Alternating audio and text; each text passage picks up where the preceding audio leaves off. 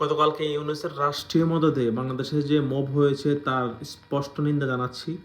বাংলাদেশের মানুষকে মানে এই ধরনের বোম্বি উস্কানো দেওয়া, দুইজন মানুষ হচ্ছে এটা, একজন নিউ ইয়র্কে একজন প্যারিসে, এরা দিয়ে যাচ্ছে। আল্লাহ এদেরকে হেদায়েত করুক। এরা যে হিসাবে শুরু করছে বাংলাদেশের রাষ্ট্র সার্বভৌমত্ব হুমকির মুখে পড়বে।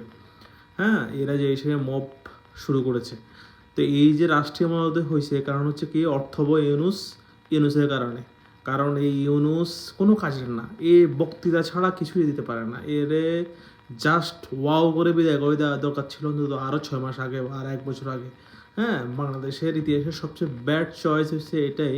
এত বড় গণ অভ্যুত্থানের পরে নেতৃত্ব এসেছে ইউনুস, আর এর মতো অকর্মা আর হচ্ছে মানে জাস্ট রাবিশ। এর থেকে আর কিছু বলার নাই আমার। এটা রাষ্ট্র এভাবে চলে? ওসমান হাদি হত্যা হয়েছে, খুনি পালিয়ে গিয়েছে হচ্ছে ভারতে, তাই বলে কি পত্রিকা অফিস হামলা, তাই বলে কি মানুষের উপর হামলা, তাই বলে মানুষকে পুড়িয়ে এটা কোন ধরনের দেশ রে ভাই?